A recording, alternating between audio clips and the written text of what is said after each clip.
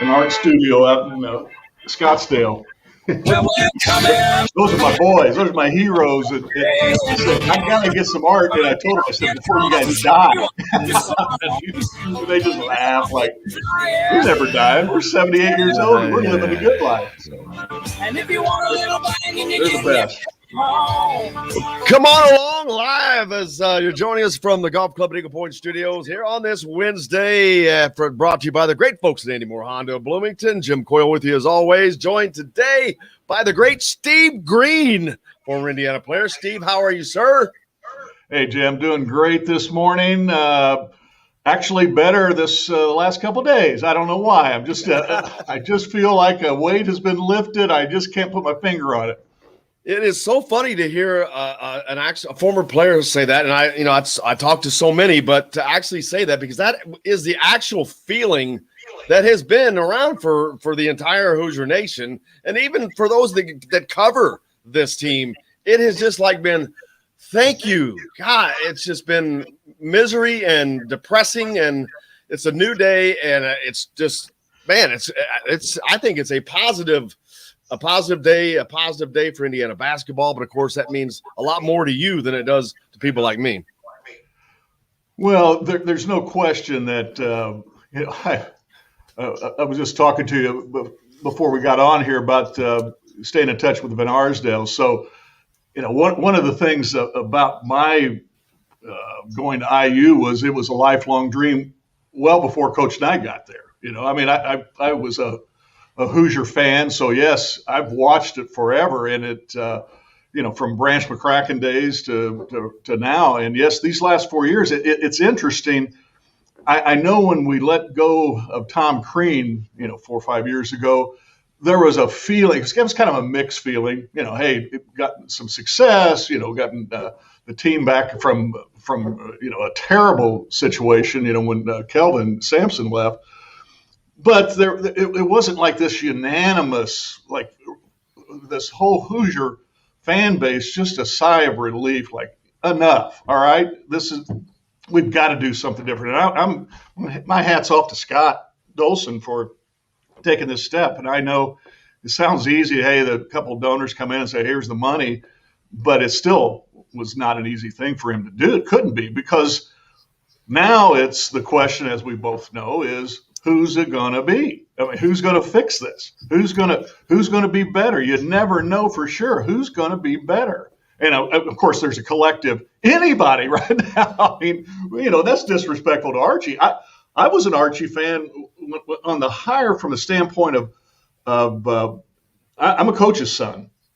I always that's what I love about Steve Alford. I know he and Sam and it's probably a couple of coaching candidates we may talk about whose fathers were coaches and things like that. So I'm always, his pedigree, Archie's pedigree was great. A legendary high school basketball coach, his father in Pennsylvania. He plays at North Carolina State as a point guard of all things, which runs the show, right? That'd be great as a head coach, great at Dayton. His older brother, at Arizona, they learned under some great coaches. And so what more could you want? And I guess the answer is wins. Yes. Consistent effort. I don't know. Let's list the things. So anyway. Yeah, that was the biggest thing is just not ever feeling like, from a fan perspective, the fans didn't feel like they were even their team was in the game. It was like a same story, blah, blah, blah. So we could do that all day. But now we get to move forward. And as you said, this is the hard part. The easy part has been done, although it was not easy by any stretch of the imagination. That is still the easiest part of it. But I hate to use the word easy because it does not belong in there. But now it's not just finding who you want, but who can you get, who's available, who's attainable, who's financially attainable. Because people like Nate Oates at Alabama. Well, Alabama's smart. They just gave him a big fat contract like 3 or 4 weeks ago with a $17 million buyout. You can probably forget about him. Yeah. Chris Beard has got a $15 million buyout. But something that I found out about him is he's got a provision in his that if it's an out-of-state school, that buyout is cut in half. Right. And I'm I know Chris, got to know him when Coach Knight was down at Texas Tech. And so he's, I was talking to Brian Evans, my partner, the other day, my business partner, and we were talking about some things. And the more we talked about Chris, the more it kind of made sense to cover a lot of bases. He does have, for those people, and I'm one of them, that likes somebody that would understand Coach Knight and the history of IU basketball, especially those 30 years. Well, that's Chris, a guy that has also paid his dues. Chris went out, he was an assistant under coach, and I don't even know he took a couple jobs that I just, you wonder what he was doing, but he was just building his resume, ends up at Arkansas State, and then Tech hires him back. But I also heard that he's making $4.5 million too. And I don't know if he's got any Midwestern ties. I just don't know, Well, and I think he's from Texas. I think he's happy in Texas. His family is in Texas. I think he's – Sarah. Let's see. We're getting some comments. This is fun. No oats. They're bland and boring. Man, they score at the highest rate in college basketball. So Alabama is one of the highest scoring teams around. So I don't agree with that. But he's not affordable. Here's a name that I don't understand why we're not hearing. Keith Smart. I know that Keith has coached in the NBA and done a lot of things, but I would think that his name has not even hardly been brought up. Not that that's probably a favorite, because I don't know how much head coaching experience he actually has, but just another IU name, though, that I've not heard much of. Yeah. I'm sensitive to the whole former Coach Knight player as coach. I really am. I understand some people, hey, we're done with that. It's just that I scratch my head and I go, we're done with it, but what are we done with when we don't bring back tradition, some semblance of what it takes to run the program at IU successfully, and some of the former Knight players check the boxes there big time. We certainly need a coach. I don't care who it is, that understands that on occasion you might have to beat Purdue. On occasion. It might help. Let's make it a rivalry. This sounds like us talking in the old days about IU football and Purdue football. And, hey, we got a big rival game. What rival game? We're going to lose again. And now we've lost 12 or 13. So and some of that is just recognizing. I remember Coach Knight's first year. He was an Ohio State grad. He knew the Big Ten. But even he admitted that he didn't understand the Purdue-IU rivalry until he coached and won. It took him one game that we won, by the way. But it was like, oh, this is different, So anyway, I want somebody, even if I got to run down to Bloomington, whoever we hire, and say, here's the deal. But he embraced it. But he embraced it immediately once he saw that, and that's been a disconnect. There's been no embracement with the school, the universe, the community, anything basically. So, but I think that most coaches, no matter who it is, I would think that they would naturally do that, but they're going to more naturally do it if there is that IU connection. And you keep talking about the IU connection, then that brings up the idea of John Beilein, who was 68. He's older. He got out after a great college coaching career, had a bad deal with the Cavs and the NBA. And if you want to bring on a John Beilein for 3 years and with Calbert Chaney as a coach in waiting or someone like that, there's an opportunity there that it's kind of like what Joanne Howard is doing, but in reverse. He's got the Phil Martelli on his staff, but I don't know. I'm trying to think, is there an IU guy that you can think of that I know that there are some in your era. There's been a big push for Alfred and all that, but he's kind of a lightning rod, it seems. But John Beilein, for me, that's the only way that works is if you got a Calbert or Michael Lewis or someone like that in tow waiting. And I love both of those names right there, Calbert and Michael. Love both of those guys. And Dane Fife, but I don't think Dane is leaving Michigan State. Yeah, I don't think Dane is leaving Michigan State for an assistant's job under Beilein or someone like that at IU to lay in wait as he's doing at Michigan State. I mean, he's paid his dues there. He's a Michigan guy, just a state of Michigan guy. And so I think he understands all that. As a head coach, I think, Dane would be very interested, I would think, because it's the Indiana job. I mean, and he does check some boxes there. But, interestingly, these combinations, I mean, let's face it, when Juwan went to Michigan, and has this success that he's had, it's kind of blown up that whole thing. Well, you can't go from NBA, you can't be he had no head coaching experience. He was all NBA. He'd been away a long time. And so that's when, you started hearing things about Mike Woodson, for instance, coming back to Indiana as well. Hey, look, Juwan did it. The funny thing about Beeline is I keep hearing, hey, he's old, he's 68. Hell, I'm 67, and I'm sitting there going, and I'm one of the guys going, yeah, he's a little too old to come into this program. I go, wait a minute, I feel great. I feel like I could come down to Bloomington for 5 years if I did. I call it the Larry Bird move. And when Larry took over with the Pacers, he said, hey, man, I need an offensive coach. I need a defensive coach. And he hired the two best, and Carlisle and Dick Harder, and said, now I'll handle showing them my rings, how you win an NBA championship. But these guys at timeouts, what do we need to do? You surround yourself with great people. So now Beeline doesn't need to do that to the extent that Larry did, because, he's got this wonderful resume. So, yeah, he's there.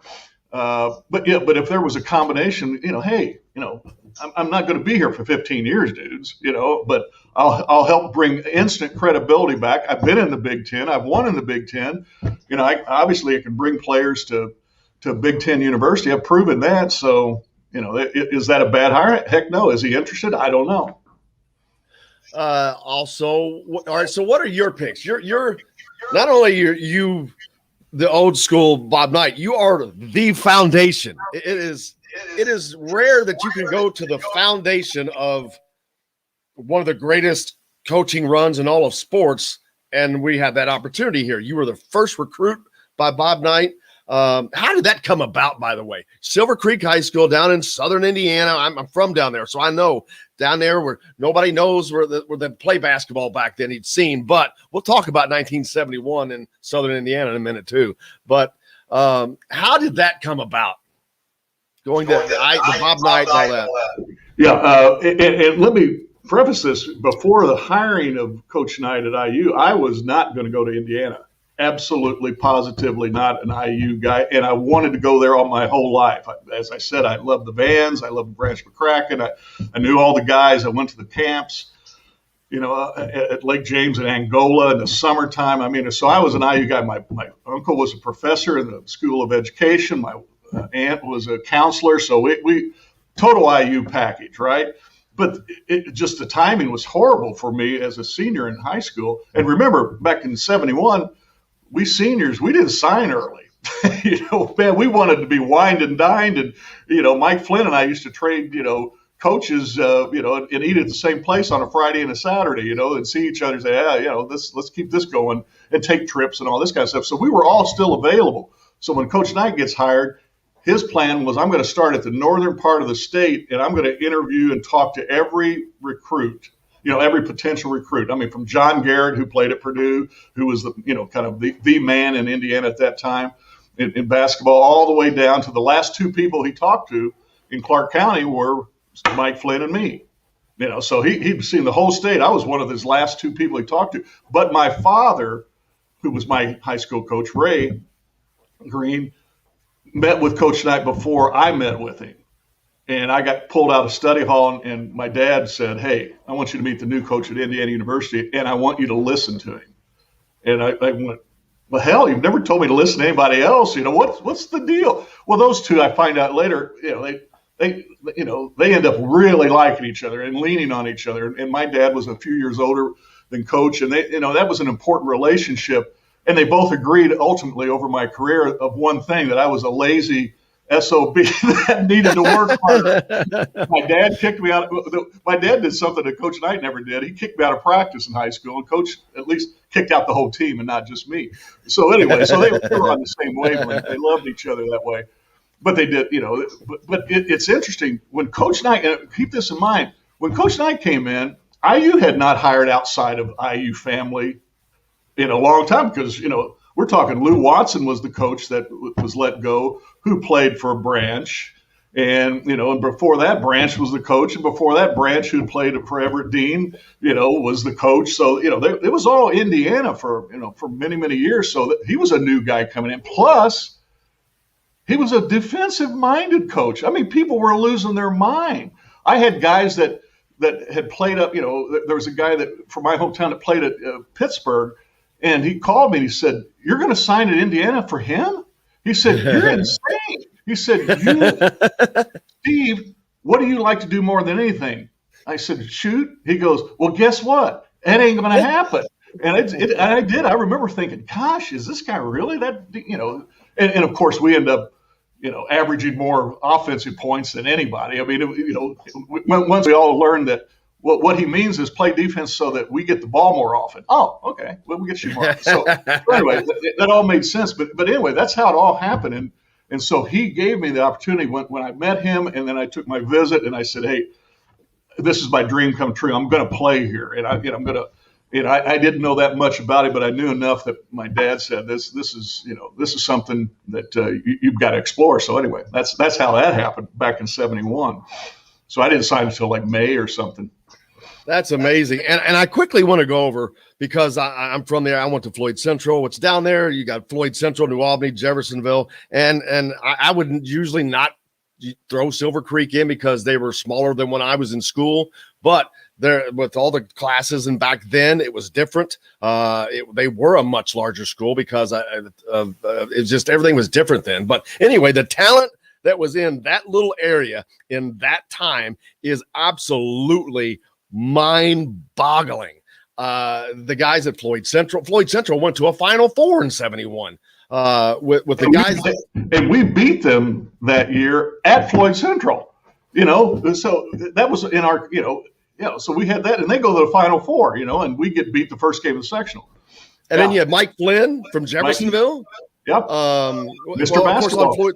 Mr. Basketball, and on Floyd Central, you had Jerry Schellenberg, who went to Wake Forest. Yep. Jerry Hale, who was the senior guard, who went to Kentucky. Yeah, they had another guy that went to Kentucky. So that's and see, I don't know if what New Albany had. I'm trying to think of anybody else. Yeah, New Albany was in the finals in like '73. Jeffersonville was in the finals '72. Even after Mike left, right? And so.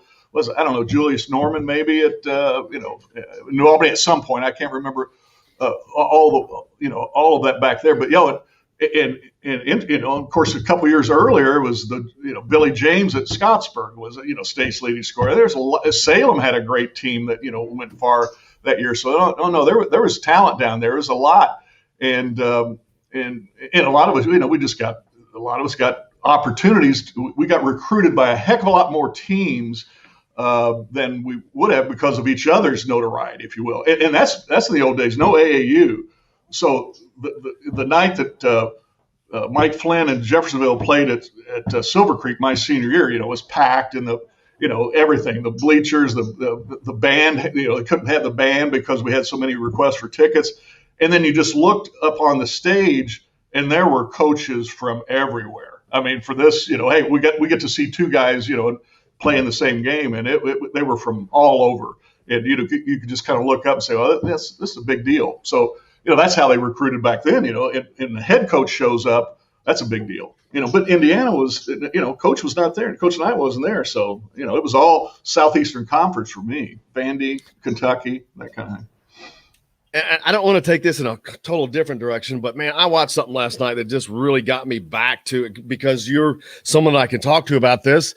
Bob Kravitz is going to be on with me later today. He's on with me every Wednesday. And I think he's got a list of 3 that he's been working on, is 3 top Indiana basketball guys of all time, not Indiana University, but Indiana. And last week is like, "Oh, who's your guesses?" And I threw a couple out there, Larry Bird and Oscar Robertson, of course. But then last night, I'm like, what are you doing? I know exactly. I guarantee you his number one is Bob Slick Leonard. I don't know that anybody has accomplished more in the state of Indiana in basketball than Bob Slick Leonard. And what an incredible guy he is. And there's sad that too many people younger than me may not know not who he is, but his exploits, because it's worth looking at. This dude was a bad man before there were bad men. He was he's a unique individual. Oh, no. And I got a perspective of two of the icons in Indiana, basketball coaching too, is Slick and Coach Knight. And I'm not here to tell you that they were similar in any way other than being able to win and motivate their players, but they were dissimilar as heck. Slicko was a different time, different era. But I love Slick, and I used to go up. Slick had he was taken in by a family in Bloomington, Mid and Bob Berger. They ran a little restaurant right by the Bluebird, and all the guys on the 53 championship team would eat there, and they took Slick under their wing. And so Mid would always adopt a player. Well, she adopted me my freshman year, so I got to go into the locker room in the Pacer games to meet Slick, not because I was a great player or anything, because I knew Mid, and so we hey, honey, you want to go up and see the Pacers? I said, I'm driving in. So we'd go up, especially when, believe it or not, Market Square Arena was new. It was like, let's go to that palace. That's what I want to do someday, is play professional basketball for this franchise, for that guy. You just kind of start thinking, but that's not going to happen, and then, ultimately did. But, oh, yeah, Slicko, high school, college, pro, as a player, pro as a coach. Yeah, you're right. And now an icon as an announcer for the Pacers. I mean, he could have been bitter and just said, the hell with the Pacers. I'm out of here. It's a different era. And instead, he is part of that franchise to this day. And by the way, the over-under on Slick when I knew him was 60 years old. I bet. I talk about him all the time. The greatest picture I see, there's a picture of him and George McGinnis at halftime in the locker room. They're talking. He's got a cigarette in his hand and he's got a bottle of beer in his hand. And they're just talking at halftime. And I'm like, that is the greatest picture in the history of sports. Well, hey, I don't want to take up too much of your time, but my favorite Slick story that tells you just the way he played ball and the way those guys, he and Hot Rod Hundley and these guys back in the day, they stayed up at night, they played cards, they smoked cigarettes, drank beer, and then beat your butt the next day. I mean, geez.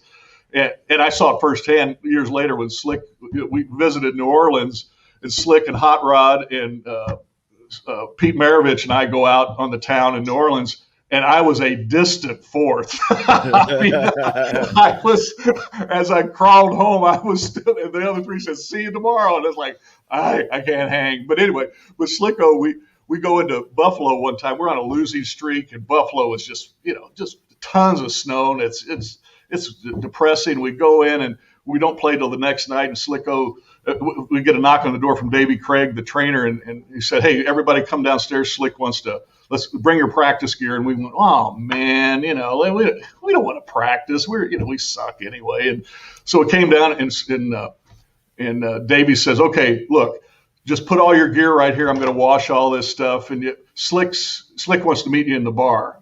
And it was about 11:30.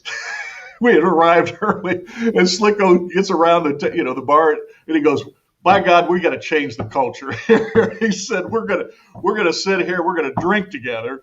And Billy Knight goes, "I don't drink, Slick," and he goes, "You're drinking today." And he said, "And I don't want any of those umbrella drinks either." And by God, so we're all trying to buddy up to Slicko, and we didn't hang or anything.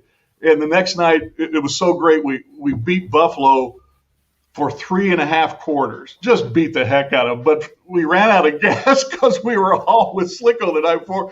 And he came into that locker room and he goes, "That's more like it. That's more like it. If we're going to lose, but by God, we're going to lose together." And it was a team building, and we went on from there and won some games, But Slick just had a different.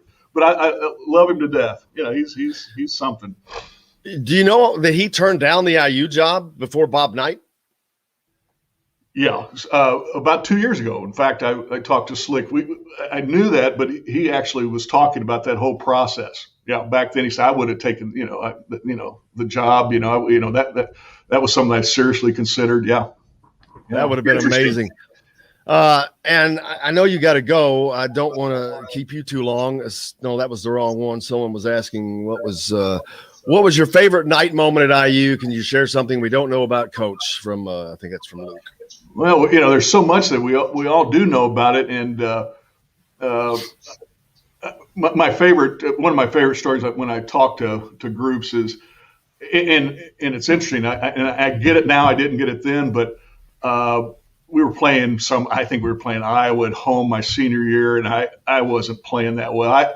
I'll admittedly say if I saw Michigan or Purdue come into Assembly Hall, I'm ready. But Iowa back then, gosh, Iowa, and some other teams are like, geez, we're going to beat them. I got to get in there and get mine and get out because, I got to get my shots up and get out because everybody's going to play. But I was, and I was going through a terrible stretch. So Coach, just he yanks me out of the game, and rightfully so. And as a senior, you don't go down to the end of the bench; you go right by him. All right, I'm gonna, Brian would like this too. Evans, you're gonna sit real close to him and say, all right, and I'm gonna make you uncomfortable, not me. And so I'm about two people. I think Dave Bliss was in between us, and so he puts Tom Abernathy in for me. And so the first thing Tommy does is make a bad pass, and I just out of the corner of my eye, I see Coach go, oh man, and he puts his feet on there, he just kind of hits the ground. And then Tommy misses a shot, and he plays about 5 minutes of terrible basketball for Tommy. It was just, and I'm sitting back going, oh my God, Tom, get it together. I'm thinking, and I'm seeing Coach get more and more pissed off. And I said, oh man, here comes the timeout. Here, sure enough, timeout. And I said, oh God, this is great because he's going to rip Tommy, he's going to chew his ass, and I said, and we all love to see everybody else get their ass chewed, but not ourselves, right? Yeah, of course. Hey, this is going to be so I'm putting my hands on my knees. I'm on the bench. I'm raising up to get up to join the huddle. And who's nose to nose with me but Bob Knight? And he's looking at me red faced, and he said, if you knew how to play this GD game, I wouldn't have to watch that crap out there.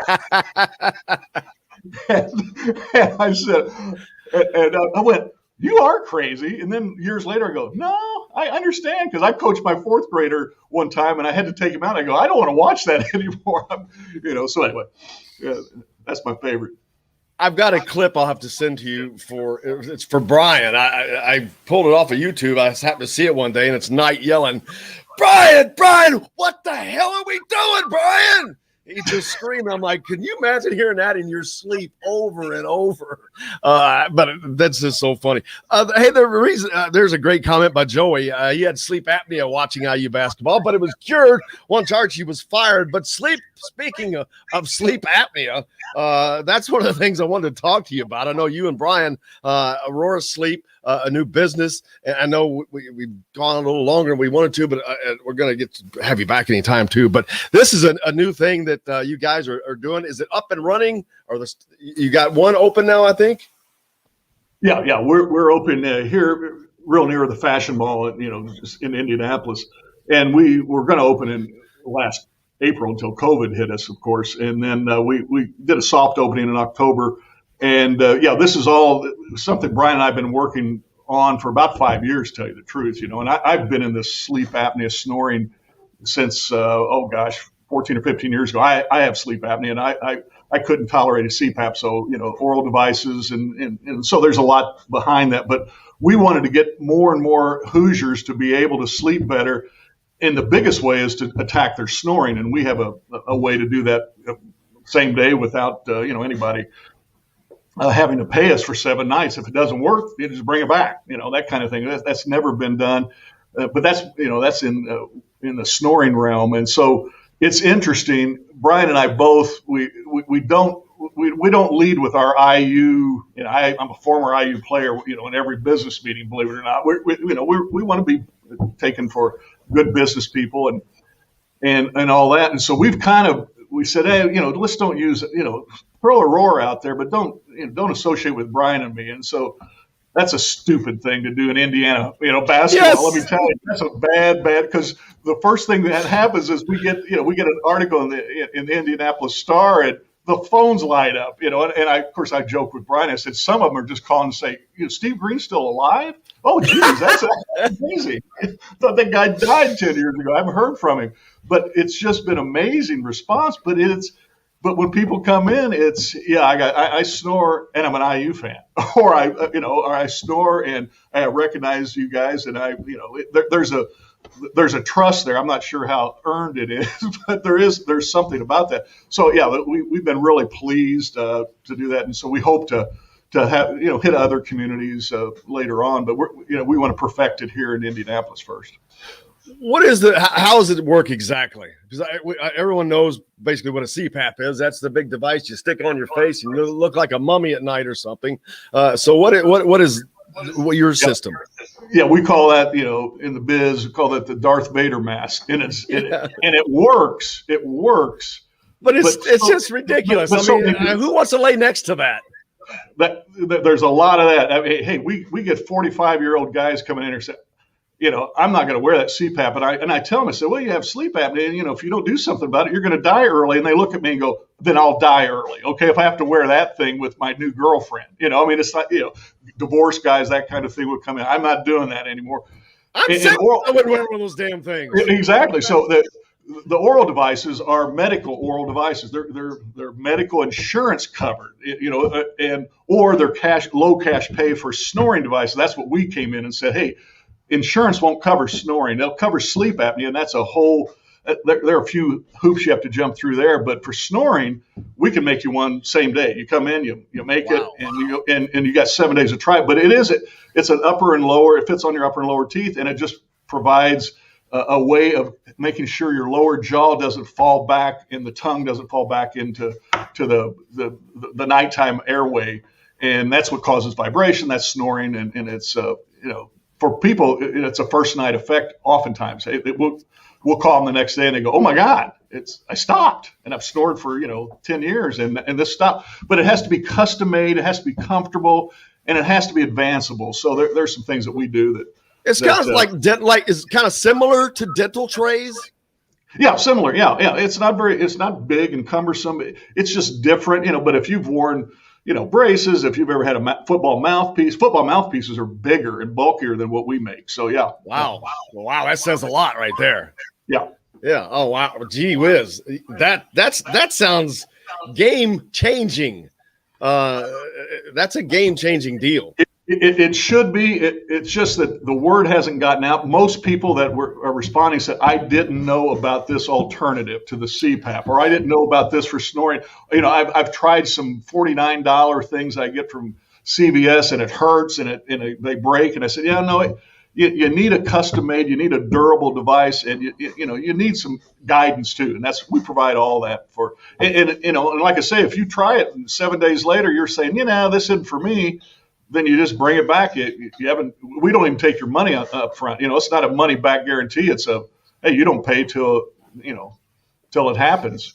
To the Aurora Sleep. What's all the pertinent information that people need to know? And we'll have this out. We'll get it out on all the sites and everything as well. Appreciate it. Really appreciate it. Yeah, it's Aurora, spelled ARORA.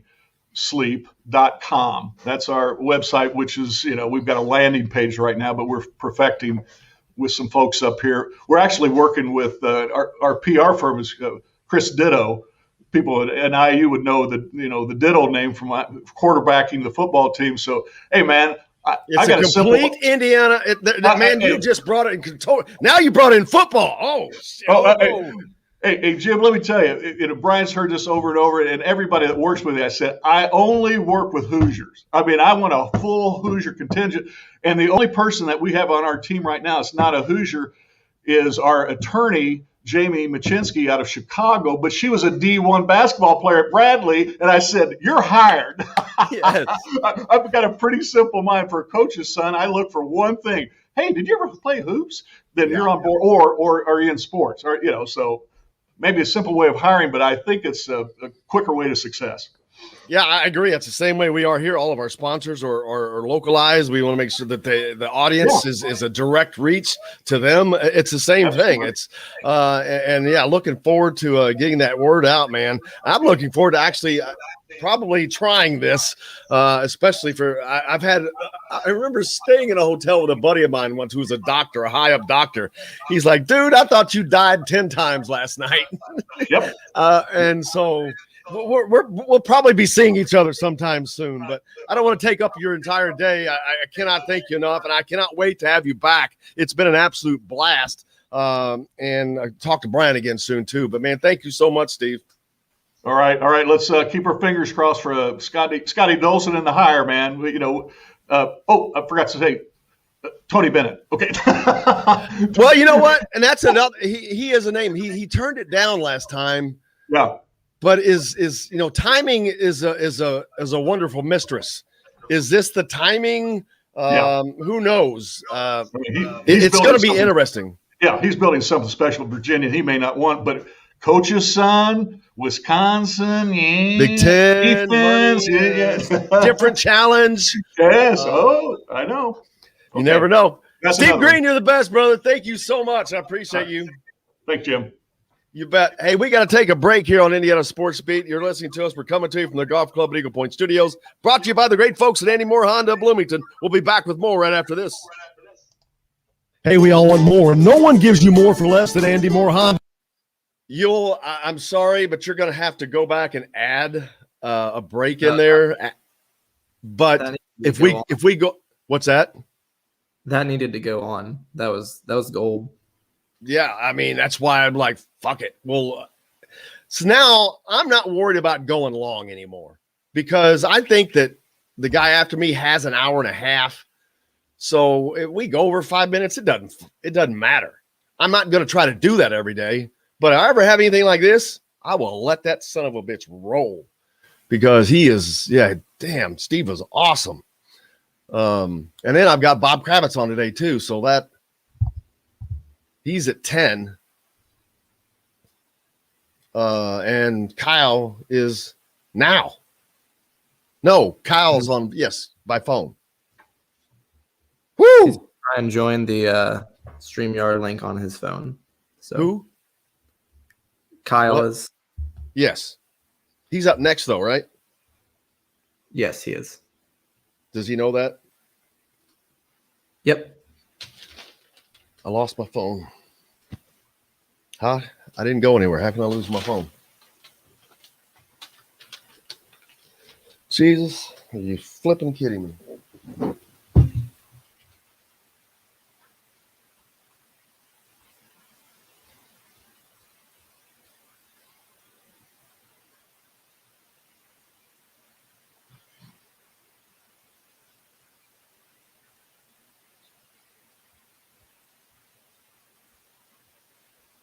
All right, this is ridiculous. Oh, it's because I was using it for that damn interview.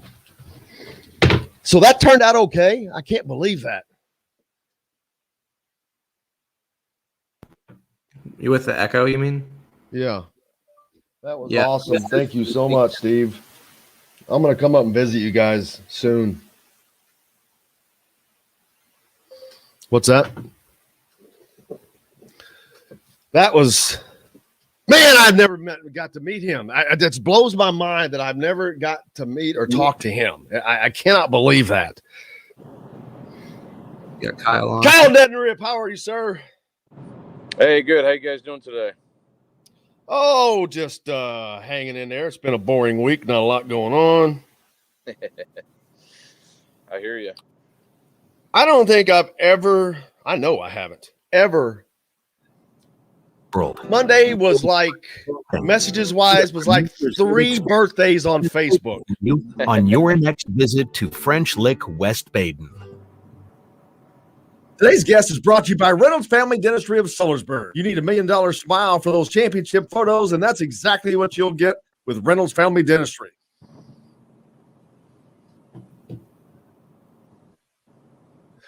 Welcome back to the Golf Club at Eagle Point Studios, brought to you by Andy Moore Honda Bloomington. Jim Coyle with you here as always. Kyle Neddenriep joining us. Kyle, it's a busy time for you as the IHSAA rolls on into the semis, the Final Four, some big games in a lot of big places this weekend. I know that Seymour, of course, will have some big games there with Bloomington and Lawrence North. You've got West Lafayette. Everybody's in a different location this weekend. Yeah, 4 sites with 2 games each, and it's kind of it's a big week always. And I reached out to all the ADs from those 4 sites yesterday, and some different attendance rules, limits in certain places. Sounds like Washington will probably have the most allowed fans there, but it should be a fun day, and it'll be really interesting. I'll be down in Seymour for those 2 games, Guerin Catholic and Silver Creek, and then Lawrence North and Bloomington South. J.R. Holmes and Jack Kiefer going at it. The top 2 wins leaders in all time of Indiana high school basketball. So it doesn't get much better than that, and should be a lot of fun games this weekend. I think there's a lot of close games that you never know, but looks like a lot of even teams playing against each other. How surprised were you to see Bloomington South come out of that section? I was a little surprised. I didn't expect to see them. I mean, last year they were the talk, with Anthony Leo undefeated and all that, and didn't get to play. And then this year, I thought it was a little bit of a surprise that they ended up there. Absolutely, yeah, I think it was. I saw Bloomington North play earlier this year. I thought they would probably be the team to beat in that sectional, and they are a very good team. Bloomington South took care of them with a little problem. And then I had Center Grove actually coming out of that Seymour regional. And they came close. Evansville Reitz beat them in a close game. And then Bloomington South really put it on Evansville Reitz in the night game. So, yeah, this is definitely, especially after losing Connor Hickman even before the season started, who's Division I player headed to Bradley. He hasn't played all year for them because of an ACL injury. So, they've been doing this, under the radar, I would say, which is probably how J.R. Holmes likes it, and you can never count him out and those teams out at Bloomington South. But, yeah, I would definitely say, this is a surprise. It was a little bit probably of a weaker field in that area of the state this year as far as the, overall, the high-level, talented teams, but still a tough road to get through. You just didn't have that, sometimes you have that team that's like, okay, you got to, Romeo Langford's New Albany teams, or Floyd Central had a really good run there for a while. And there wasn't that type of a team this year. So Bloomington South took advantage of it, and here they are. And I totally expect the Lawrence North Bloomington South game to be a really close, probably a game in, in the 50s, something like that. I think it'll be a really good game. And Lawrence North was tested against Plainfield. I thought they would be. Game went down to the wire, and Lawrence North, as usual, able to pull out those close games, but really got a good test from a really good Plainfield team, and a team that it's one of those teams that senior led. They've been building for this for a while, and you can tell kind of the heartbreak of losing that game for them, but really had a great year. The Quakers did this year. And speaking of that win that Bloomington got, it was over Evansville Reitz. So imagine had they had Christian Lander, that may have made a difference this year for them. So was seeing right there. I wonder what difference that it was made for that team in their playoff run this year. Yeah, absolutely. And it'll be interesting what happens. Talked to Trace Jackson Davis last night for a story ran online today, but it'll be interesting to see what he decides. He's gonna said he wanted to wait and see who the coach was, who was hired, and kind of go from there. I think definitely the professional levels on the table, but beyond him, what's going to happen with the rest of that group. And I think most of those guys are probably in the same boat. They want to see who the new coach will be. From talking to Trace, he feels like Scott Dolson has a good plan, and he's gonna get a pretty good coach there. But mixed feelings, I know, for Trace and probably a lot of those players there to see Archie Miller get fired and the guy who brought them there lose his job. But I think also maybe a little bit of excitement to see who the next guy is who coaches them. Yeah, and then you got to look at people like C.J. Gunn, even Logan Duncombe that's coming in. But CJ Gunn, he's got more time. He's a year out, so he can sit back and watch. But there's a lot of other Indiana recruits. This is a very, very important time for Indiana University because of all the recruits that are out there being picked up along the way. Notre Dame has to kind of rebuild things. Butler has to rebuild things. Purdue's rolling. So it's important for the recruiting aspect of this state, as everybody knows, to get that kind of situated as quickly as possible. Yeah, I'm sure Matt Painter's sitting up there in Purdue feeling pretty good about where they're at on the hierarchy of Indiana college basketball right now. But yeah, it's important. I reached out to both CJ Gunn and Logan Duncombe, and Duncombe's kind of the same. He's gonna he wants to see what the hire is going to be, and CJ Gunn, it'll be interesting. He's not he hasn't signed anything obviously and has a year left, so. I know Cincinnati was very high on his list, when he committed to IU. So I don't know. I mean, that.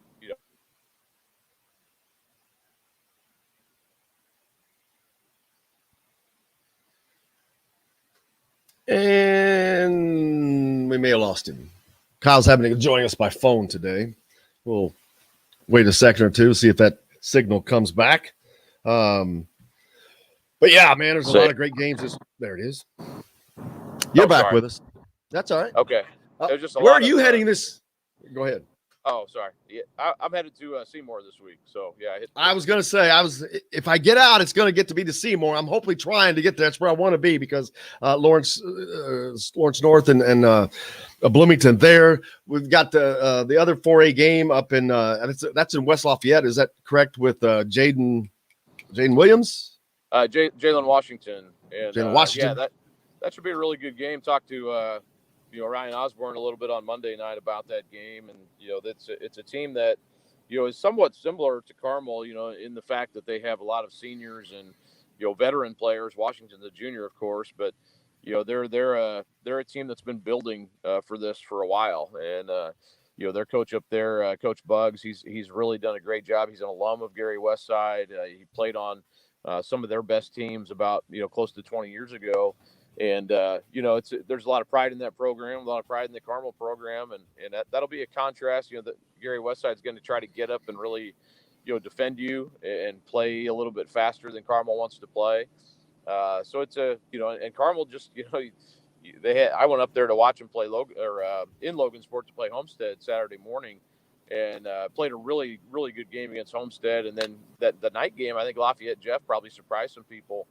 Nearly knocked off Carmel. Took too late Brian Waddell free throws to win that game, and Lafayette Jeff was ready for that challenge, and Carmel got through. And sometimes you have games like that along the way, a 1-point game or a last-second win, and you have to find a way to win a game like that. So I think two really good matchups in 4A. I can honestly see all four teams winning. I think they'll be really good games. I think that one in Lafayette Jeff will be who can win the style, the type of style. Carmel's usually pretty good at playing their style of basketball. Can Gary Westside speed them up and turn them over? And Lafayette Jeff was able to do that some against Carmel. So I think that's possible for sure that Gary Westside could win that game. It'll be exciting. I mean, like I said, I think these games are going to be great. The NCAA tournament the same way, and they have been so far. What's the biggest shocker? Has there been a shocker for you in the tournament so far? Yeah, I would say Shenandoah getting beat by Park Heritage. I had kind of penciled in Shenandoah to possibly make it all the way to Bankers Life and play Fort Wayne Blackhawk in the finals. And I'd seen Shenandoah play in the Hall of Fame Classic. They were really good. They're all seniors pretty much. 5 guys in double figures, and Dave McCullough, the coach there, great coach at Noblesville for a long, long time, 600 wins in his career. I really thought they were going to get through, and I know Park Heritage is a good team. I know, they're a consolidated school that is relatively new. It's Turkey Run and Rockville were the schools that, and good history there. And Rich Schlesky there, the coach, does a great job. But they lost by 19 to Park Heritage. That was probably the biggest shocker to me of any of the results on Saturday. And I thought Covenant Christian, too, losing earlier in that day to Shenandoah by 30. I was like, man, Shenandoah's they're rolling. just shows the kind of the wild swings you can have in a single day. And that regional day is always fun because it's a throwback day, like Indiana high school basketball used to be all through the tournament that way, where you play multiple games in a day, 2 games in a day. So it's always fun to see what happens there and how how you can come back on in the night game. And there's always upsets in the morning, it seems like, and that happened again this year in a few places. But yeah, I would say Shenandoah 2A is really good this year. A lot of really good teams. And Southridge has a young man, Colson Montgomery, who's absolutely put the team on his back there and just carried them. He's a baseball player going to IU, but great athlete. And he's got them in the semi-state this week. And what a great story, man! He's just willing that team to make it this far, and really great athlete. So that's been fun to see too from afar. And I haven't brought up Silver Creek, Trey Kaufman, Cooper Jacoby, of course, going for back-to-back state championships. Of course, not this weekend, but they are on that path. Yeah, they are. They've been another team that's kind of had some close games along the way. Connorsville took them to a 1-point game last week in the regional, and I think people are probably surprised by that. Connorsville, great defensive team, but again, Silver Creek made it to this point, and you kind of favor them against Guerin Catholic. But I think Guerin Catholic, I've seen them this year. They're a very, very good team. That can shoot the ball, and I think that'll be a key in that game is how they can defend Kaufman and Jacoby. They're not as big of a team as Silver Creek, so that'll be a contrast, a little bit of styles as well. But I totally expect that to be a really good game. Guerin's they've got a history of having good teams in the tournament, although it's been a little while. 2015 was the last time they made it to this point. But a lot of the same assistant coaches and some of the former players are on the staff now, so they built a good history there at Guerin. Well, man, it's going to be a fun weekend, but it's going to be a busy weekend for you. When you get to this point, and you can only be in one place, which that's all the time, and there's less games, but much bigger games. I saw a kid's byline. No, I shouldn't say kid. I saw another writer's byline yesterday. But how you guys getting to cover all these games because they're spread out a little bit further at this time, all over the state? Yeah, I mean, I usually just try to pick. The best game I can get to, and I split it up on Saturday at the regional. I went to Logansport in the morning, and then I went to Southport at night, and tried to hit 2 spots just to see a couple different teams. But yeah, it's always hard. You want to be everywhere. You want to be able to try to cover as much as you can. But we have other people who help out, covering things along the way, and I try to handle the day-to-day stuff, and when it's game time, we'll have other people in different places as well. But yeah, I almost enjoy. The games are fun. It's almost like doing a lot of stories through the week and trying to hit good stories, and that's more of a challenge, but that's also rewarding. But once you get to the games, it's almost like that's kind of the reward for putting in the hard work, doing the previews and. Trying to find good stories that resonate with people, and some of those stories are off the court, and those are some of my favorite ones to do. I got a couple more of those coming this week, but that's the games are the fun, are the enjoyable kind of less work than actually the stuff, everything that leads up to it. Yep, and looking forward to it. Looking forward to the results, man. Get you some rest because I know you're going to need it.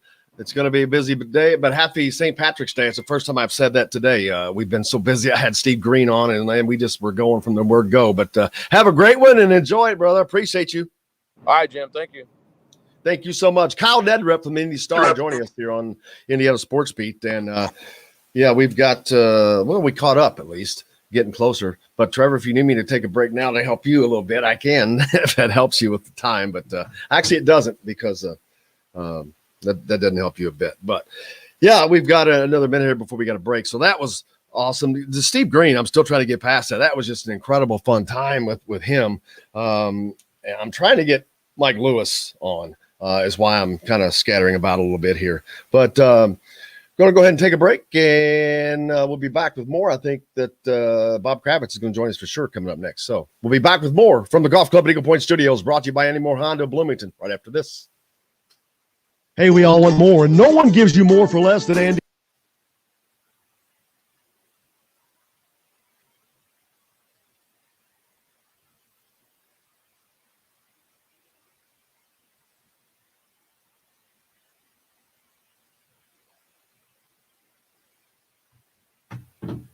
Well, that would be cool if he could come on now with Bob. Have him on with Bob. Was trying to get him and Dane, but Dane has disappeared.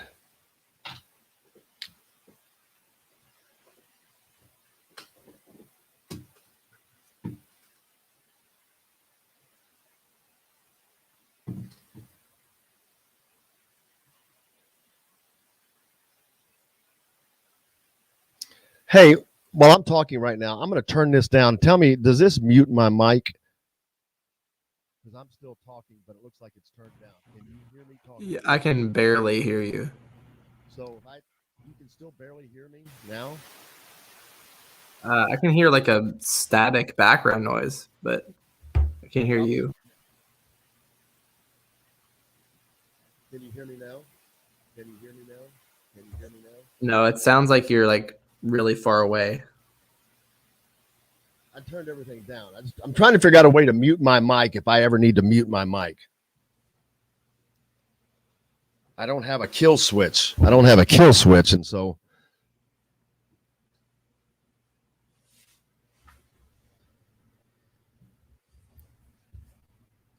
You could always mute it on StreamYard.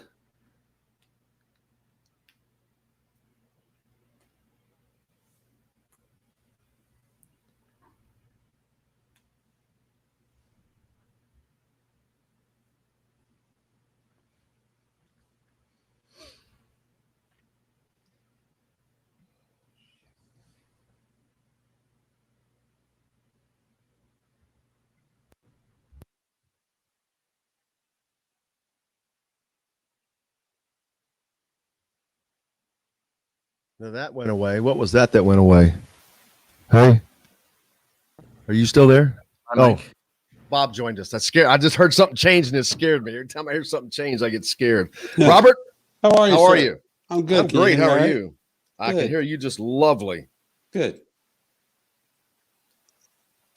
I'm working on something, but I'll have to text it to you. I don't want to say it. Okay. golfing, and a premier resort experience that is waiting for you on your next visit to French Lick, West Baden.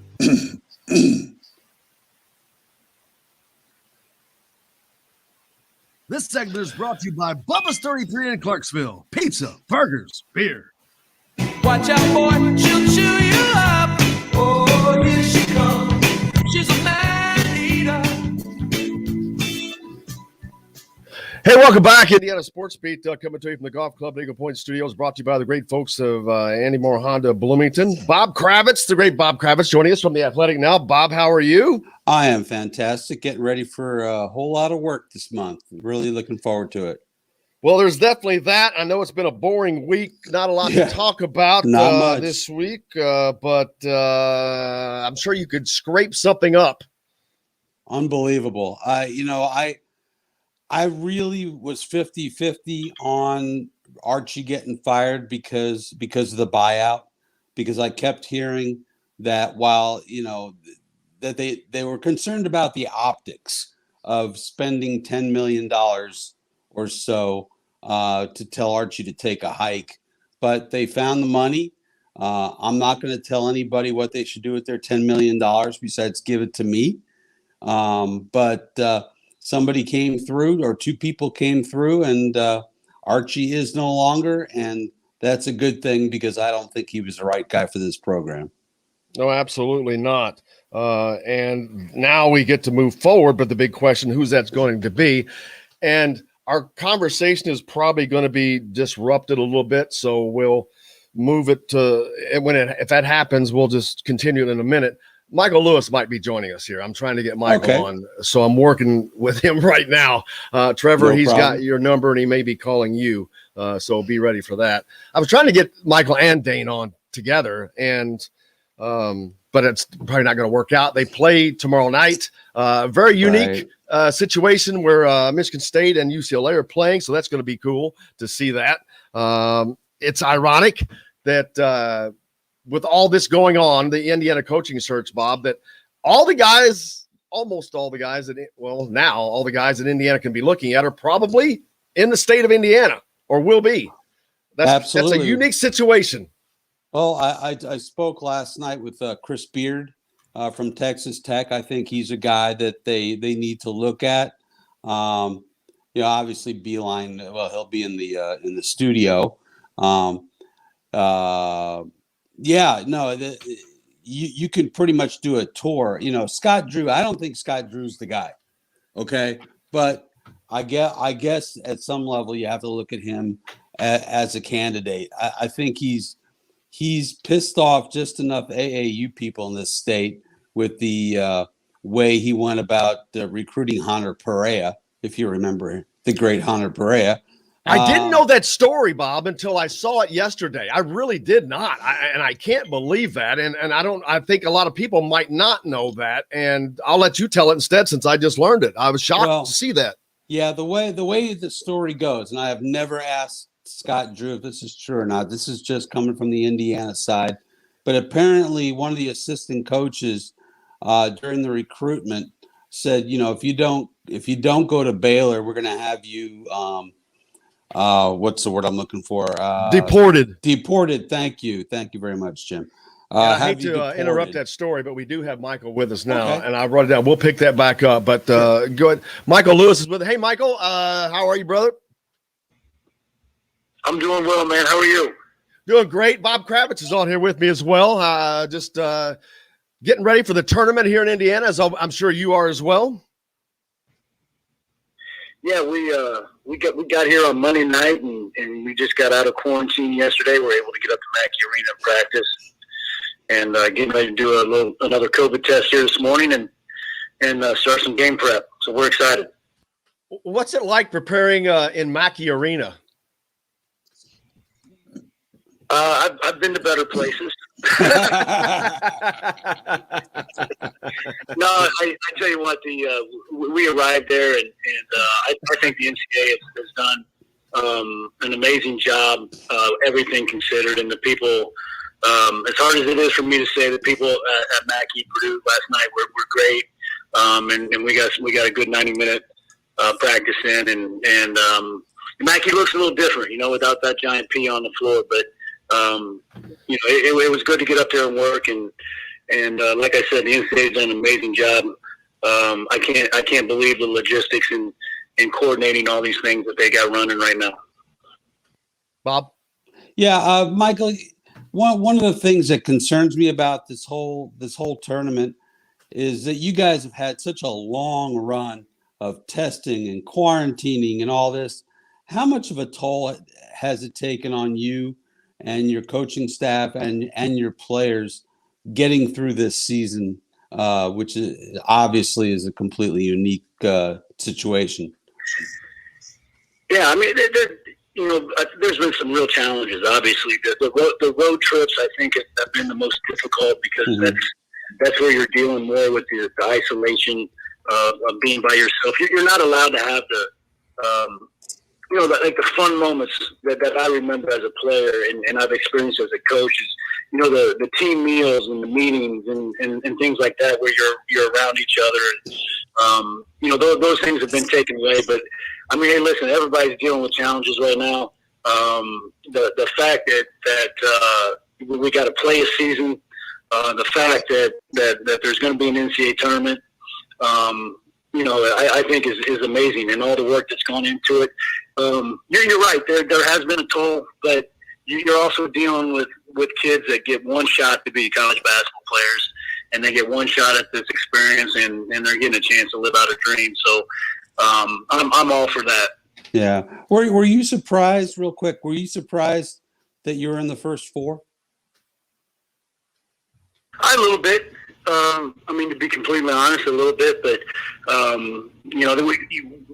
that's on us. I mean, we lost 4 games to finish the year, and kind of limped in, yeah, I think if we make 2 free throws and win 2 of those, last 4 games, we feel a lot better about where we're at heading into the tournament. But still, I think both us and Michigan State may be a little bit surprised that we're in that game. Maybe not because of how we performed, but maybe who was put in there above us and got single play games. But we're excited to be in the tournament. We got a roster. I mean, the crazy thing, coaching at UCLA, we've got a roster that's never played in the NCAA tournament. This is going to be their first experience, and so for us as the coaching staff and part of this rebuild, we felt like we were in the tournament last year, and obviously it was taken away from everybody. But for us from a coaching standpoint, this is a big step. One for us in this rebuild, and so we got a team that's excited to play, man. Like I said, we got a team that's dreamed of playing in this thing their entire life, and they get that opportunity.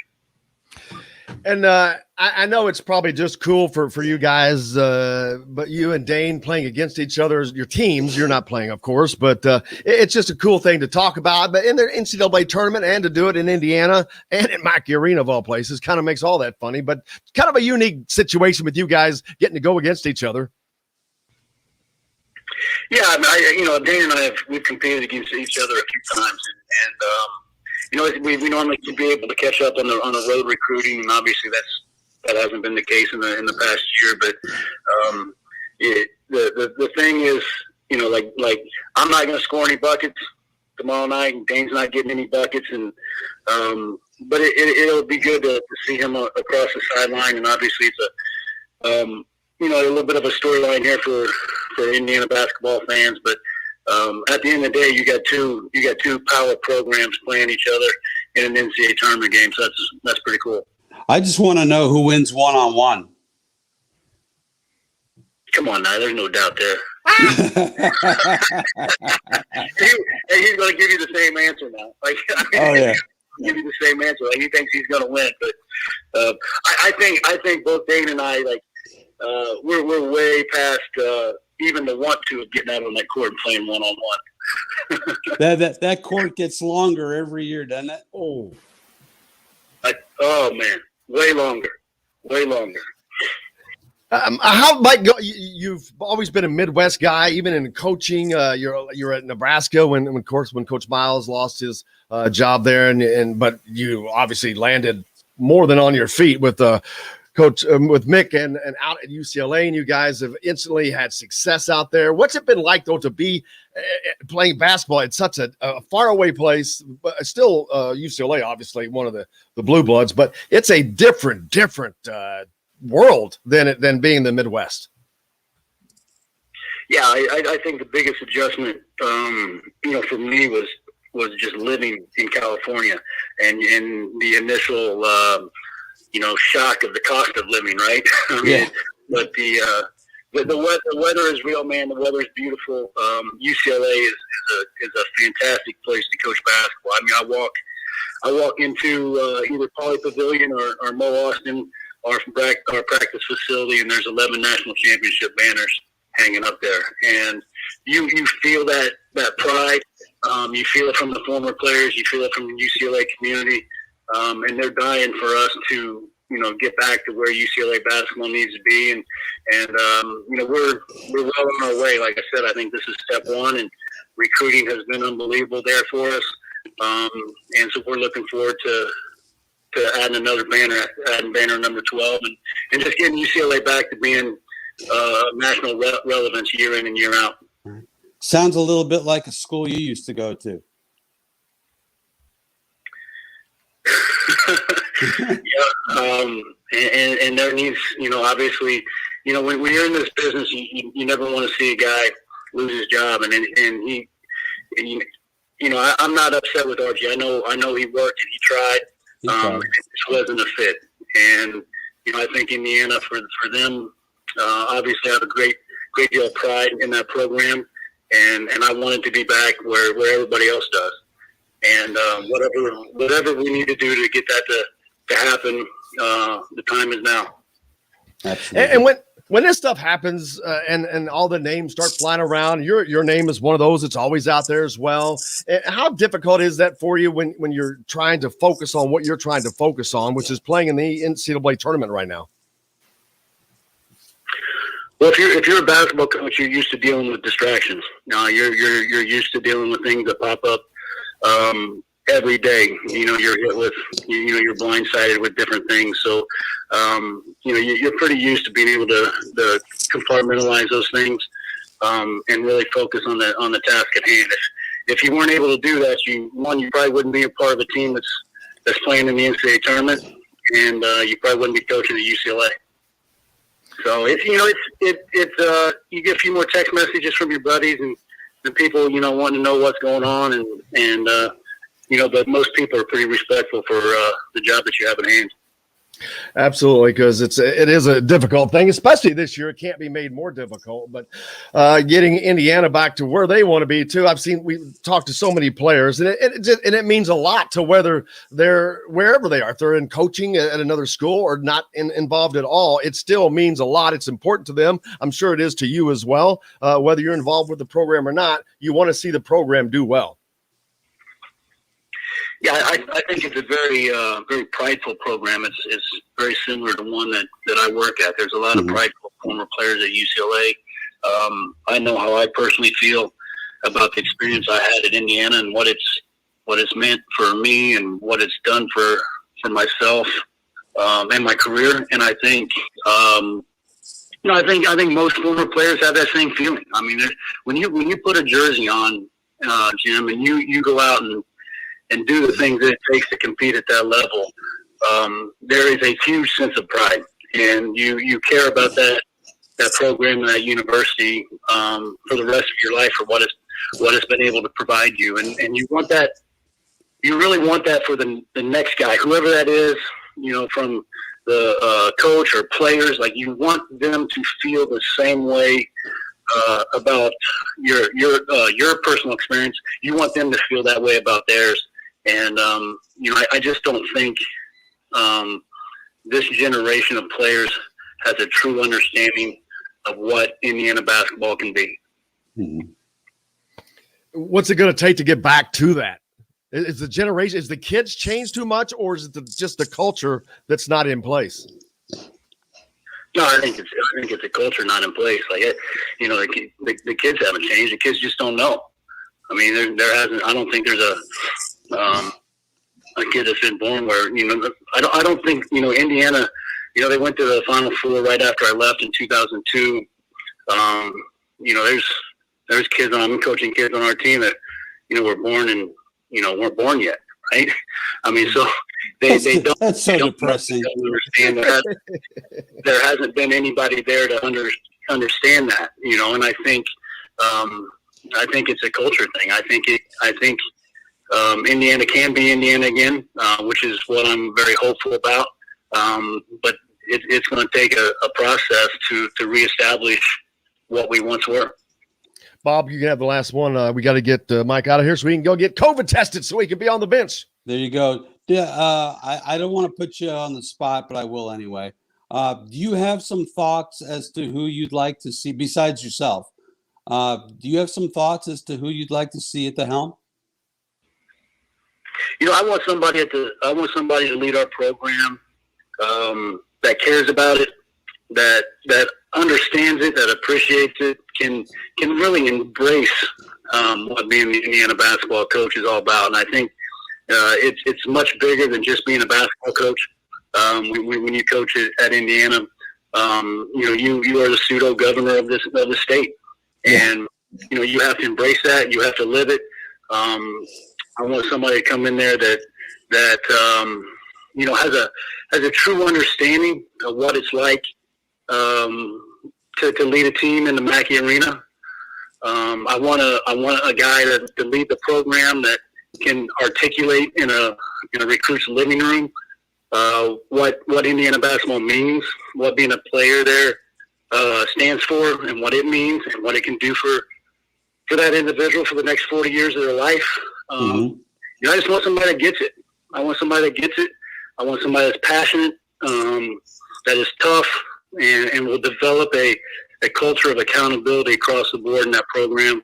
I think if you do those things and you find that person, the winning will simply be a byproduct of everything that goes into it.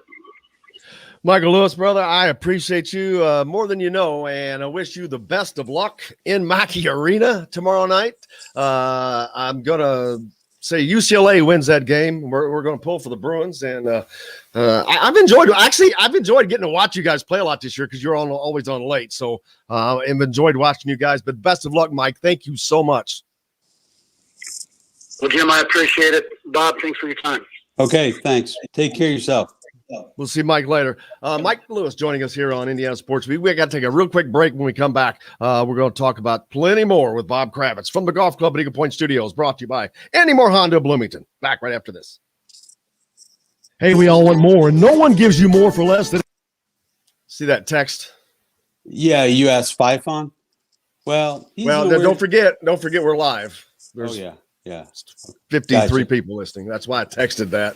Oh, okay. And I know that the only reason I said it is because of the other. Because I just happened to see that they were going to do that thing, which was the night before. It was the night after I texted him, and then he ghosted them. Oh, okay. So he did that, and so I'm like, and I never got another response because it was the first one was instant and. Like, I'm in. He said, I'm in. Get mine. Yeah. And then, boom. I'm like, okay, that's. Bummer. But I don't care. It just got, the mind. It's a good idea. He's got a lot of things going on. So it doesn't make sense because I don't see that. I don't see that as the way but I think he's already in that position.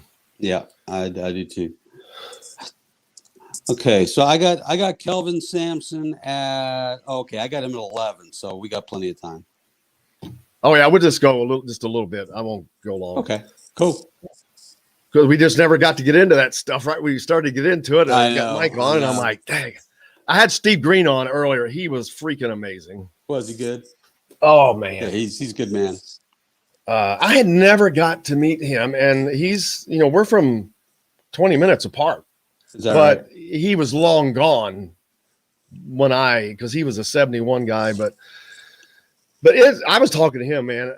My era in 71 down there in Floyd Central, New Albany, Jeffersonville, Silver Creek, you had Steve Green, you had Mike Flynn, you had Jerry Schellenberg.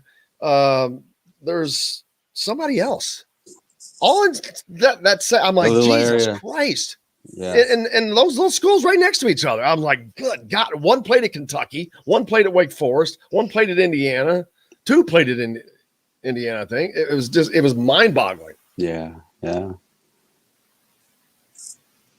just looking at my tournament brackets. I'm not flying blind here. Man, I went some serious chalk here. I gotta get my copy out. I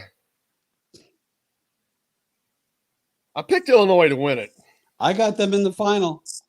Because Michigan's not going to have livers, so, no. Man, that's just sucks. But I picked Michigan to lose against LSU. I can't do that. Let me see if I got huge. That is waiting for you on your next visit to French Lick. Hey, did you have a top 3 Indiana list that you were working on? Wasn't that you?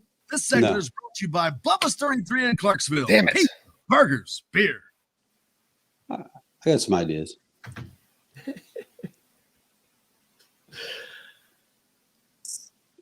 Welcome back to the Golf Club at Eagle Point Studios, brought to you by Andy Moore Honda Bloomington. Jim Coyle with you as always. Bob Kravitz is with us now. We just got off with Michael Lewis. Bob, what were we talking about before? We were talking Hannah Mascaperea and Scott Drew was exactly where we left off. I had not heard that story, or I had forgotten it, that he or someone on his staff had threatened to deport him to Columbia, where he was from, if he didn't sign with them, and he eventually was at Indiana. But I didn't even know that story. Yeah, he crossed swords with. There's a lot of AAU type people in Indiana who do not have the highest regard for Scott Drew. Now, you look at his resume; he's done an amazing job, and he's done it at a school that's in football country. And Baylor's not known for its hoops. or hasn't been known for its hoops. And, 18, I think he's been there 18 years, something like that. So, I mean, you look at the resume and you have to think that he'd be a candidate, but I know that story is out there. And if it's true, that's a hard one to overcome. Yeah, it's kind of like Steve Alford. I don't know that he ever escaped the issues at Iowa. Never. And so it's haunted him since then. So, and so now all these names that are flying around, and it's fun for all of us to talk about. But what it really comes down, I don't know what I don't know. I don't know how far Indiana is willing to go, but I also don't know who's truly attainable. Chris Beard is now attainable to me now that I know his buyout is actually half of what it is, and somebody's going to pay that buyout. That's not an issue. Keep this in mind. He's the third or fourth highest paid coach in the country. Right, so right now. It ain't going to be cheap. It ain't going to be cheap, and he's a Texas But having guy. somebody else pay the buyout that helps with that. So you're only paying the salary. So Right. you could go at a $5 million salary. You could. Which, without having to pay a buyout, you're coming out okay. Yeah. But that's just a possibility. I don't know that he leaves Texas. He seems very happy there. His family's happy there. I think so too. He's got a couple of kids. I don't know their ages, but I would assume based on his age that they're still in school. And it's hard to move your kids when they're of a certain age. To me, it's 99% not going to happen, but you got to make the call to Brad Stevens, people. You got to make that call just to find out where he is. Trevor, you got that clip from yesterday? Trevor, I think he commented, Bob, yesterday specifically that he is not interested in the job. There were two different ones I saw. Yeah. One was with a radio show, Zoe and Bertrand, and the other one was he was talking with the Boston media as part of his normal interview sessions, and he didn't say he wasn't interested. He just said he's not leaving. But what's he supposed to say? You don't even know if they've made a call yet. But I think Chris Beard, I think you have to take at least a deep dive into Drew and see what's there, what's true and what's not true. I'm glad to see Rick Pitino's out of the running. Yeah, I noticed he graciously took himself out. So him and Alford. I sent a tweet out thinking, I'm like, well, that's nice to know that Rick Pitino is taking himself out of the running for that. That's so gracious of him. The Beeline thing, John Beeline and an IU player, specifically maybe Calbert Chaney, who is at the Indiana Pacers, who is someone I've been thinking of for a while. I didn't think about the Beeline thing at first, but that's why I didn't give as much weight to Chaney at the time. But that would make more sense. Beeline's not a long-term guy, but it's kind of like the Juwan Howard thing in reverse. Right. Let me throw another name out at you. Dane Fife. Mata? Nah, I don't know about Thad Matta. I think he's too happy on the beach. But how about Dane Fife? But is he going to leave? I think he's in the waiting position right now. Yes, he would take the Indiana job tomorrow. I'm just telling you. He would take the Indiana job tomorrow. Look, does he have a nice fallback? Hell yeah, he does. I mean, he's probably the guy when Izzo decides to hang him up when he's 106 years old. But I can tell you, based on the conversations I've had, Dane Fife would be totally interested in that job. And I think he's somebody they got to look at. I am not, Jim, I'm not a guy who feels like it's got to be an Indiana guy. But if you have an Indiana guy, kind of like Dane Fife, I think you have to take a hard look. Well, I agree. And because his name is the one that has probably come up more than any other IU player besides Alford, but that's been brought up in such a split manner. But yeah, his name is definitely the one been brought up the most. And now that's a situation where I think Dane would be smart enough to do exactly what Juwan Howard did, have some experience with him. But I'd love to see, we just got off with him, But there's no one I would love to see more on this staff than Michael Lewis. I will tell you, he On is the just staff, sure. yes, on the staff. He is just a man. Golly, you want that guy teaching a lot of different things. He's hard nosed. He's just everything. And Dane has been under one of the greatest coaches in the game for 9 years. Right. But yeah, I think he would have to have someone of experience on his staff with him for a year or two. Would you, or do you think he's ready to fly? Well, At this level? Yeah, I do. I think, look, I mean, if you bring in a guy like Fife, I agree with you. You want a really strong staff. But you want that no matter what. But I think Dane would fit in seamlessly. Look, he's not reinventing the wheel. I mean, he's learned a lot from Izzo over the years. He's certainly got the big personality. I think he would do a lot of the things that Archie was not good at doing when it came to reaching out to the public. I mean, let's face it, Archie, we never got to know Archie. I mean, Archie is a guy who never smiled. You never heard him laugh. I'm sure in private moments he's a side splitter, but maybe not.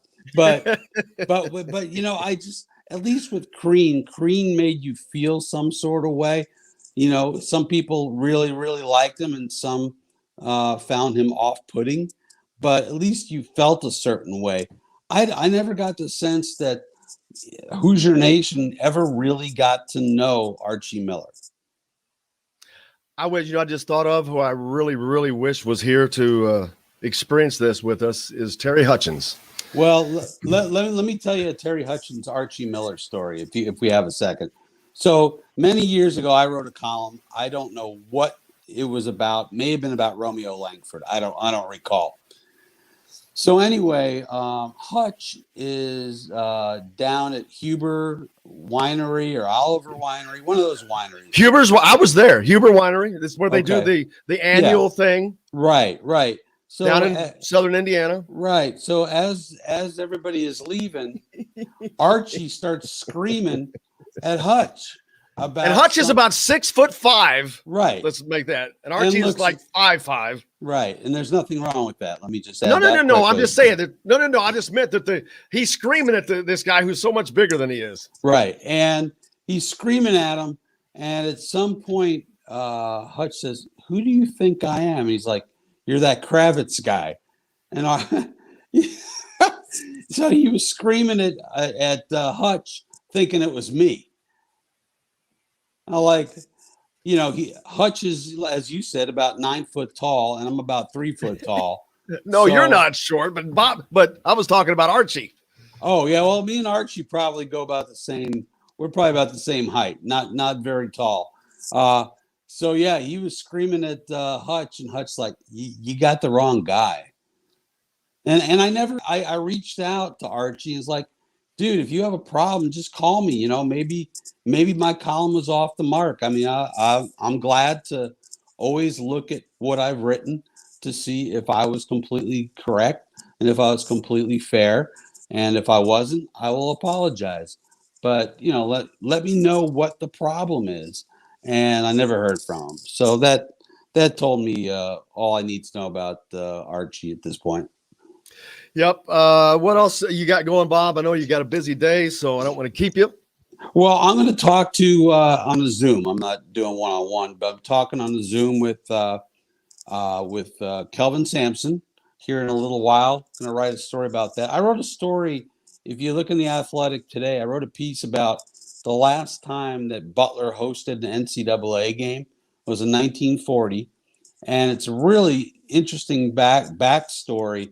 That year, Purdue got selected to represent the Midwest in the NCAA tournament, and they turned down the invitation and said, "You should give it to Indiana," because Indiana, even though they had a worse record in the Big Ten, they did sweep the Boilermakers that year. And Indiana goes on to win the 1940 national championship. Isn't that wild? Yes, because there's no way in hell anybody would give anybody an opportunity to do that in today's world. I'm like, wow. But back then, the NCAA tournament was just in its second year. Yeah, the NIT was the deal. The NIT was the deal, although the NIT was only in its third year.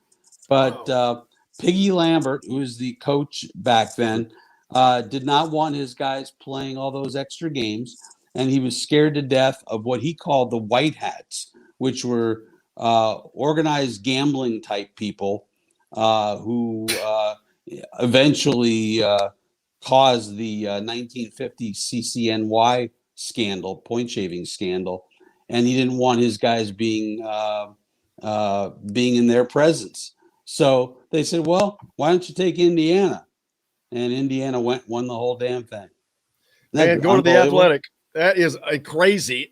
There's so many stories like that are crazy. But when people like you dig them up and give them life, that's what makes Bob Kravitz of the world so valuable. And we appreciate you. Go to the Athletic and make sure you catch that, because I do, and it's great stuff. But Bob, great stuff with you as always. I cannot tell you how much I appreciate you, man, and cannot wait to talk to you about Kelvin Sampson. How weird it is that he's going to be playing in Assembly Hall. Chris Beard will be playing in Assembly Hall. Mm-hmm. You can throw Tony Bennett in there, I think, but just oddly. And then Michael Lewis and Dane Pfeiffer up in Mackey. It's just, there's all kinds of irony going on this year. Absolutely. And it's all great. And I love all of it.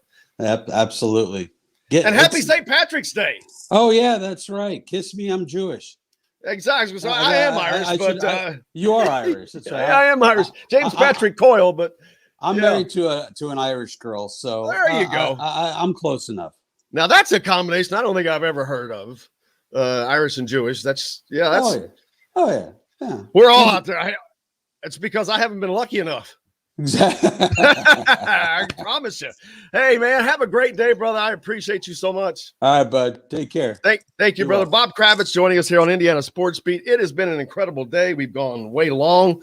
I'm going to call Dana Gursky in Evansville on the ref and telling my brother we're late, or we went extra, but that'll be okay, because it was incredible stuff today. I hope you guys had a great day, because I did. I had so much fun talking to Steve Green. Kyle Neddenriep was awesome as always, and Bob Kravitz, and of course Michael Lewis. I cannot thank him enough for joining us. So we'll look forward to doing it again tomorrow. And just to give you an idea, I'm trying to put something together. We're trying to put together a show tomorrow night prior to the Michigan State UCLA game.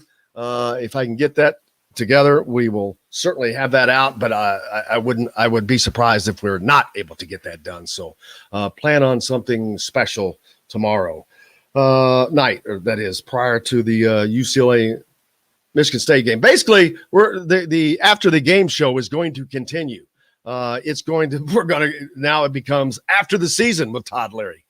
So after the game will now become after the season until the season next year. But we will be continuing with that each week as well. So, man, I had a great day. I'm sorry. See, we're still live on the radio part, right? Trevor? Yeah, we are. Okay. Well, hopefully you can cut that part off, because I forgot. But let me just do the clear out and then I'll stay on. Hey, that's been a great day. I appreciate everybody. Go out, have yourselves a great day. Wear your mask. Do something nice for somebody. Until tomorrow, I'm Jim Coyle. I will see you on the radio.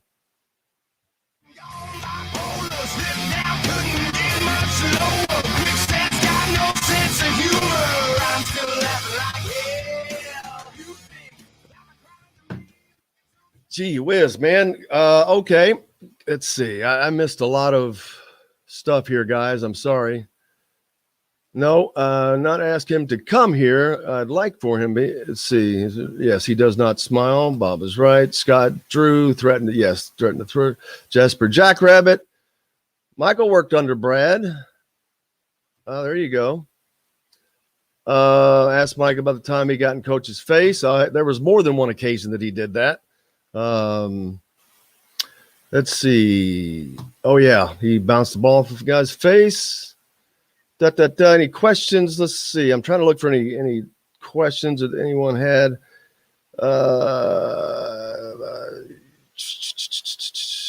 Guys, just trying to cover everything. Stevens, yeah, I don't.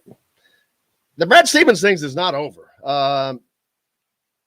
Tim says Brad Stevens' annual salary is $3.6 million, signed a 6-year, $22 million deal. I don't know who the next coach is going to be. I can tell you, there's no anybody. These are all these names are just names. These aren't candidates that IU has put out. These are candidates that we are all putting out, that we're all talking about. But see, that's the thing. We don't know what we don't know. You don't know what you don't know, which, and I don't mean this arrogantly, which is less than what I know. Most of the time, some people find out stuff, but I'm saying generally, and being able to talk to people, and a lot of times it's stuff that I can't even talk about, but there's stuff that goes on. I don't know. I don't know how deep Indiana is willing to go. How deep are they willing to go? How deep is this second unknown donor willing to go for a buyout?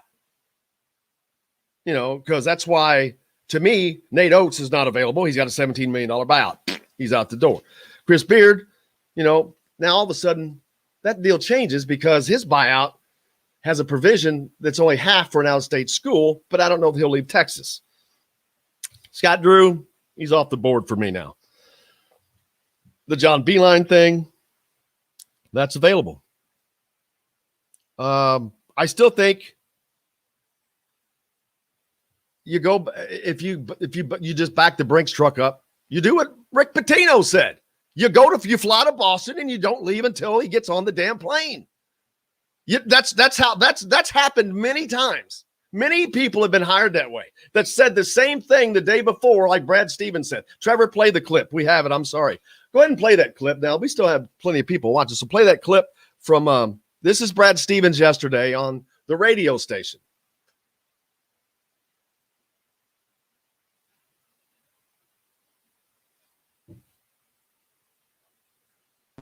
Can I hear it? Nope. Got nothing.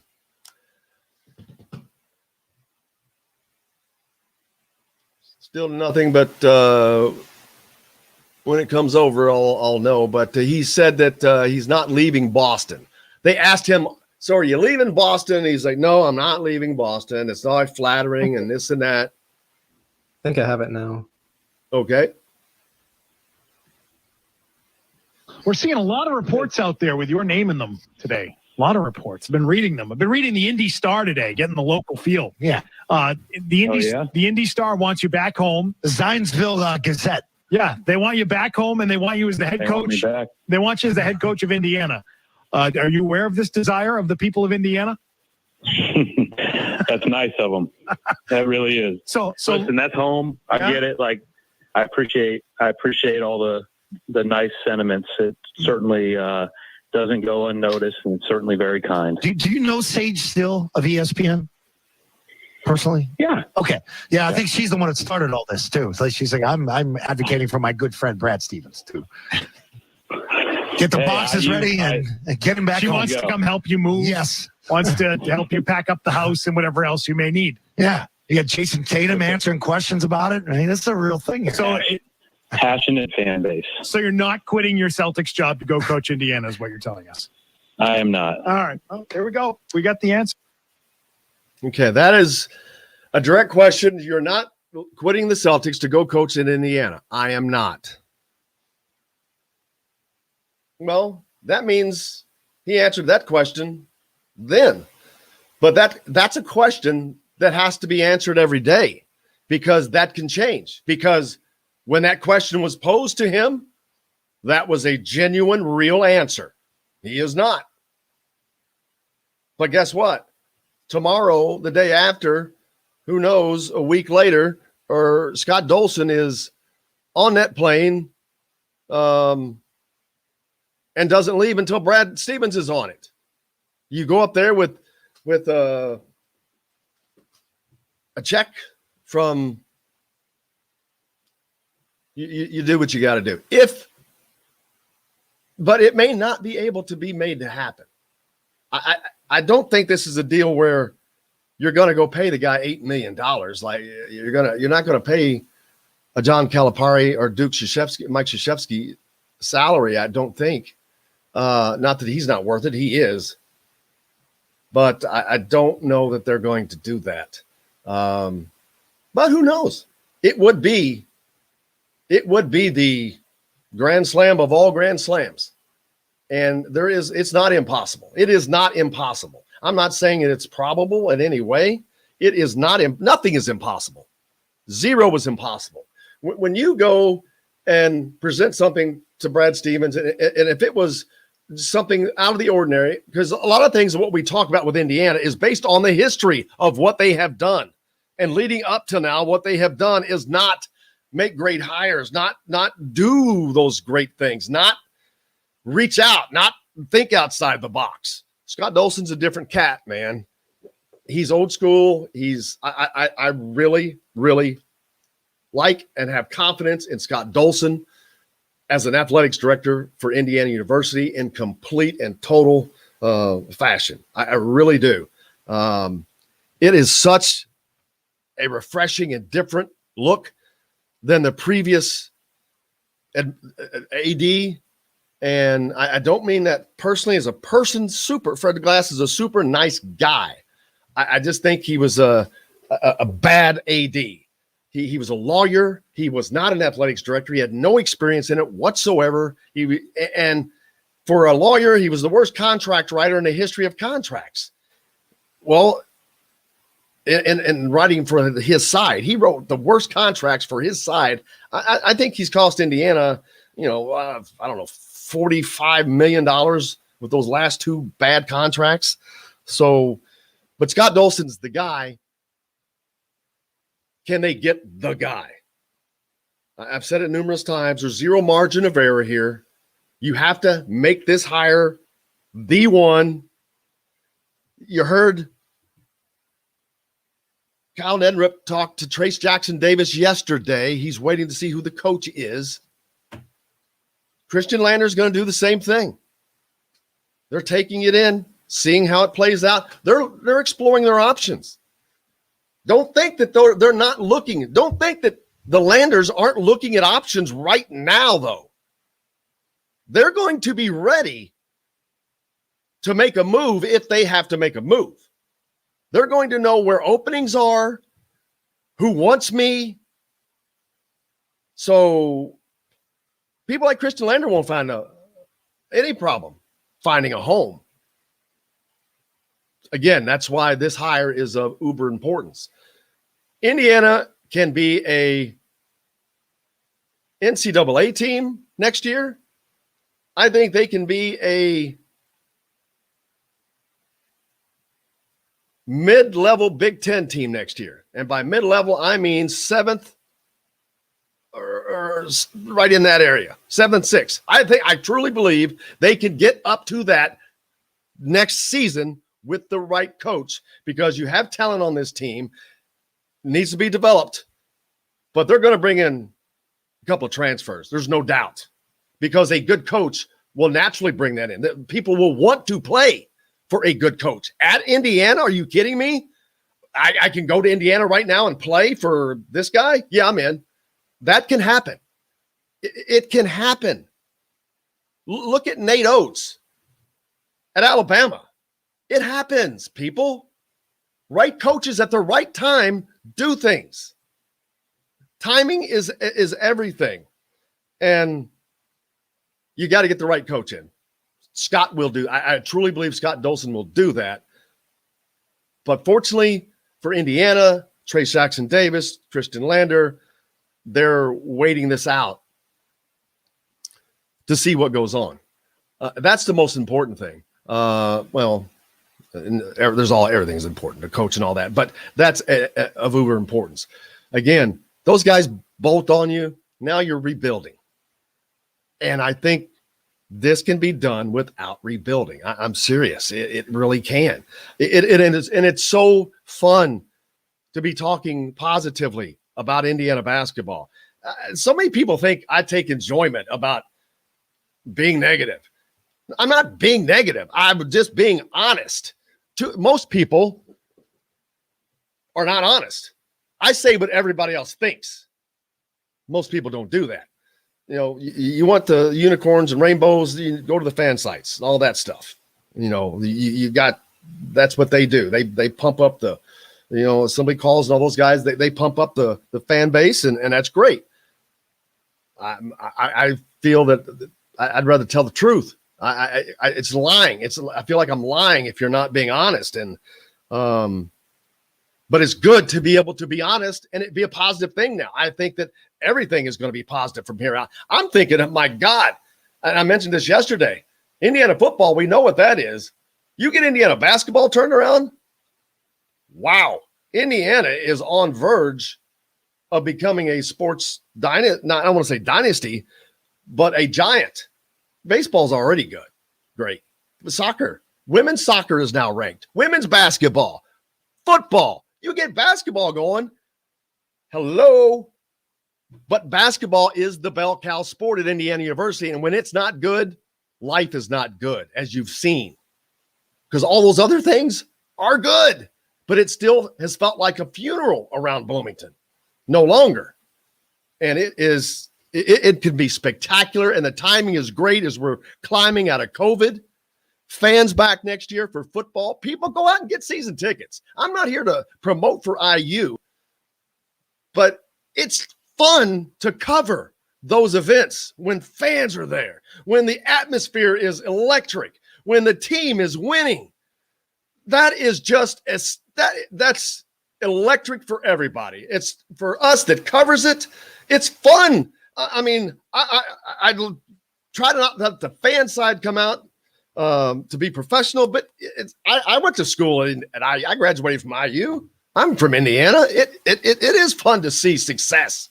But we're all, I think that Indiana's on the way there, and they will be. And I'm just looking forward to seeing who this is going to be. But hey, let's just wait and just let it bang out, man. It's going to be good and fun.